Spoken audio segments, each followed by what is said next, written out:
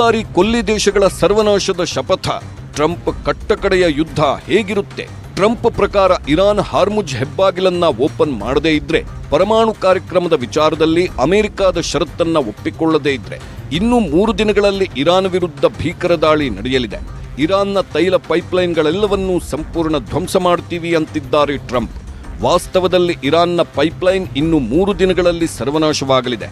ಯಾಕಂದ್ರೆ ಈಗಾಗಲೇ ತಿಂಗಳುಗಟ್ಟಲೆ ದಿಗ್ಬಂಧನದ ಕಾರಣ ತೈಲ ಟ್ಯಾಂಕರ್ಗಳು ಬಾರದೆ ಇರಾನ್ನ ತೈಲ ಪೈಪ್ಲೈನ್ಗಳೆಲ್ಲ ಸಂಪೂರ್ಣ ಬಂದಾಗಿದೆ. ತಾಂತ್ರಿಕ ಕಾರಣಗಳಿಂದ, ನೆಲದಡಿಯ ಪ್ರಾಕೃತಿಕ ಕಾರಣಗಳಿಂದಲೂ ತಿಂಗಳುಗಟ್ಟಲೆ ಪೈಪ್ಲೈನ್ ಖಾಲಿ ಇರೋದ್ರಿಂದ ಸ್ಫೋಟಗೊಳ್ಳಬಹುದು ಅಂತಲೂ ಹೇಳಲಾಗ್ತಿದೆ. ಅಂದ್ರೆ ಇರಾನ್ ಅಥವಾ ಅಮೆರಿಕ ಶೀಘ್ರದಲ್ಲೇ ಒಂದು ನಿರ್ಧಾರಕ್ಕೆ ಬರಲೇಬೇಕಾಗಿದೆ.